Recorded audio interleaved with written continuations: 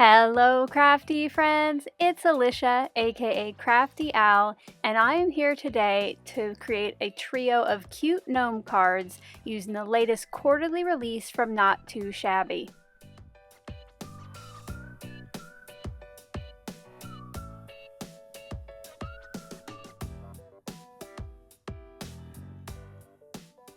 Welcome, or perhaps welcome back to my channel. I'm so glad that you're here today. Yesterday, Not Too Shabby released their latest quarterly kit, Lovin Gnomes. And you guys, I think you're going to agree with me as I show it here on screen that this might be the cutest one ever.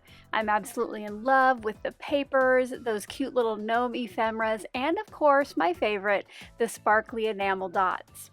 Today I'm going to be creating a trio of cards using the latest SheetLoad, May 2025, and making a little alternative to use it with 6x6 pattern paper. This month's free printable originally called for 12x12 paper, but because I will be using 6x6, I'm going to be using the single piece dimensions that are always given on page 1. For my papers, I chose 3 from the Peachy Mint Bliss paper pad, and I will end up making 3 cards from this and using the front and back for the different patterns. Now, when you're picking your paper, if it is double-sided and you want to use it like that, make sure that both sides are non-directional so they can be rotated as needed. To cut the 6x6 paper, I'm going to start by cutting it to 5.5 inches tall, and I just for now set the scrap at the bottom to the side. Once that's cut down, rotate it back to the original orientation and cut a piece from the left that is 3.5 inches wide. This will end up being the background or pattern paper A on the sketch. For the other pattern papers, we're going to use what's left over, and I'm going to start by cutting a 1.5 inch tall piece off the bottom of that section. Now originally this sketch would call to cut that down to 2.25 inches wide, but I'm not sure yet how I'm going to use it, so for now I'm going to leave it as is. Then I'm going to take that final piece and cut that down for pattern paper C, which these are already 4 inches wide, so I'm going to cut it to 1/2 inch tall and get 3 of those pieces. Now this piece is why you have to have a pattern paper that is non-directional, because this is a rotated cut versus that original sketch. I cut the remaining 2 papers in the same exact way, and while I do that, I have a confession to share with you all. While I am great about watching or listening to lots of crafty videos as I'm hanging out during the day and smashing that like button, I'm not always very great about leaving love in the comments. So I have challenged myself to leave a little love this week, and I am going to watch, smash the like button, and leave a comment on at least 10 crafty videos. And I would love it if you would join me. On my community tab, which I think they call posts now, there is a graphic like you see up on screen. Now you might have to scroll down a little bit to get there, but when you do, I give you some more details, and I am sharing the videos that I am watching, liking, and commenting on this week. So I would love it if you would leave a comment saying you'll join me in the challenge and let me know the first video that you watched, liked, and commented on. If you want to, on the graphic there is a little hashtag leave a little love. You could add that to your comment as well to encourage others in the crafty community to do the same. I can't wait to see you out there commenting on other videos. Once my pattern papers were cut down, I brought in 1 sheet of Spearmint cardstock from Tailored Expressions, and I cut my CS1 and CS2 pieces.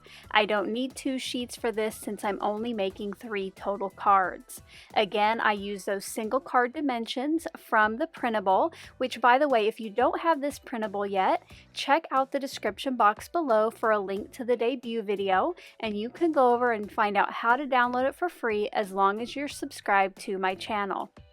Another video you'll want to check out, since I'm not going to show you the rest of the process, is my original process video, so you can find out more about putting it together, especially the special instructions part.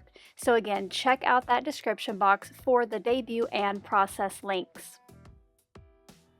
I started assembling my card fronts off camera, and you'll notice on the third one with the plaid background, instead of putting my strips diagonally, I put them straight across. I figured since the plaid had its own diagonal stripes that this would look a little bit better, so I didn't look like I was trying to match the angle because I wouldn't be able to get it quite right. Now before I put away my trimmer, I wanted to figure out what I wanted my focal rectangle to look like. I had mentioned earlier that I didn't cut down pattern paper piece C to the 2¼ inches wide because I wanted to see how that front piece would look like with the white cardstock and without. Now because my ephemera already has that white border, I thought that would help it stand out enough from my Spearmint mat, so I did not cut down pattern paper piece C or any more of the white cardstock pieces. I did want to do something to the mats to help my ephemera stand out a little bit from the background, so off camera, using a dots embossing folder, I added a little texture to each of those pieces. I got that as well as pattern paper piece C added to each of the card fronts, and now I need to pick out which ephemera I'm going to use for each card. This is a great time for you to audition the pieces, trying to keep in mind the size you're going for. I did pick out these 3 off camera, and you might have noticed a little bit ago, the 2 cards on the right, I had my third pattern paper switched up, so I did make that correction. So far, I had been keeping my cards very flat, but I did want to add some dimension, so I added foam tape off camera, and before I place these onto the card front, I also added a little liquid glue. This just gives me a little barrier so I have some wiggle time to get these placed exactly how I want them. Now, while I put together the other 2 card fronts, or the ephemera on the other 2 card fronts, I want to remind you about this weekend's free virtual craft retreat at Not Too Shabby. In the description box below, and as an end card at the end of this video, I have my official information and invitation video for you to check out. There is still time for you to get your free ticket and join us for a fun and crafty weekend. I'm going to be sharing an exclusive SheetLoad of cards, so you'll want to make sure that you get signed up to get that printable. To finish these cards off, I put a trio of the Minty Peach Bliss enamel dots on the front. I just love the little bit of sparkle it gives.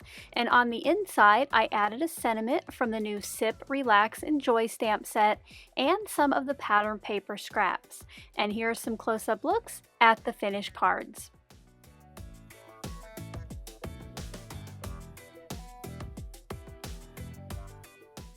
I hope you enjoyed seeing how I used the brand new Lovin Gnomes kit from Not Too Shabby to create this trio of cards using the May 2025 sheet load.